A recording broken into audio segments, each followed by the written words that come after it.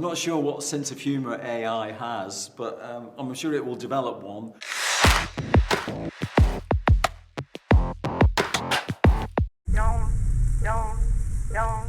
Don't look at what's in front of you.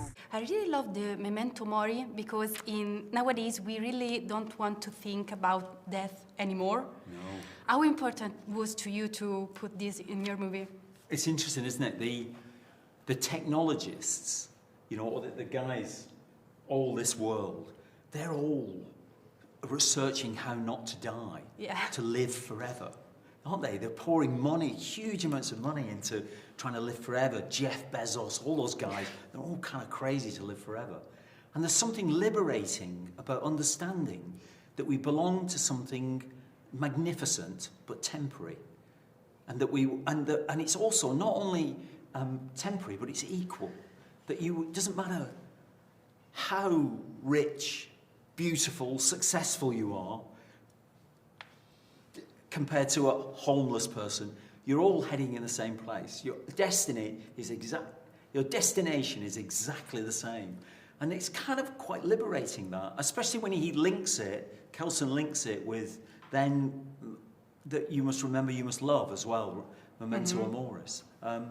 So I find that a kind of very surprisingly hopeful element within this horror genre, and also within this horror setting of a pile of skulls, which at first you think is a typical horror ingredient, but actually it's a great cherishing memory of all those who've passed, and he wants to remember them and not just discard them.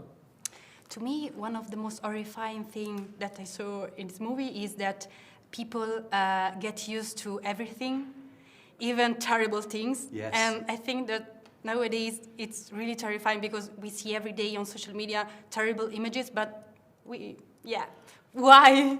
It is, isn't it? It's extraordinary the way that was one of the weird things about COVID, is that as we went through it, initially I was like, whoa, and we all behaved strangely with masks, and you know, and when we look back at our behaviour, it seems like we couldn't believe you behave like that. But gradually you get used to it, and you start to take risks and step out, and you just become accustomed. We're so flexible to sort of absorb anything. It's dangerous because you lose sight of what's essential value, what is really important in life, and you become myopic about your own little progress. And the wider picture, which Kelsen represents in a way, is much more important, I think. And also the mother. I think what the mother, in a simple way, she tells him, you've got to remember does your dad make you laugh? And he says, no, he doesn't. And she makes him laugh. So she pulls a funny face and makes him, and it's tiny little things like that that is a kind of crack in the edifice, this horrific edifice of defence and manliness and war and violence and killing and protection and isolation and danger. There's a little glimmer there, and he follows that glimmer, I think, rather than follow his father. And speaking about things that we are used to, I love the moment in which Spike sees a girl with plastic surgery and he says, whoa, she's got shell allergy. Do you believe that in the future we will say what we are done to us? What have we done to ourselves? Yeah.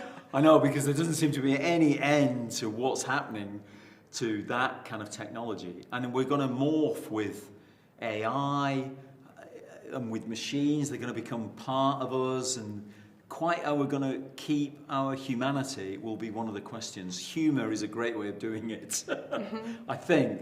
I'm not sure what sense of humour AI has, but I'm sure it will develop one of its own kind. But whether it can match our own, I don't know. And speaking about humour, why Teletubbies? Why? Well, you have to have innocence in a horror movie. I mean, you don't have to have anything, but if you can have innocence in a horror movie, it's a wonderful starting place.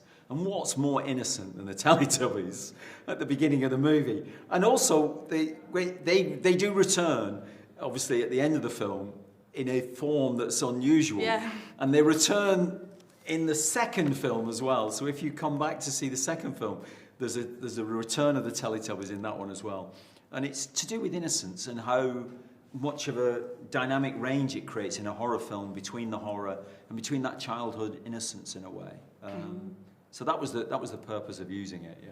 They're terrifying, so you're right. Thank you so much. Thank you. Thanks very much. 7, 6, 11, 5, 4.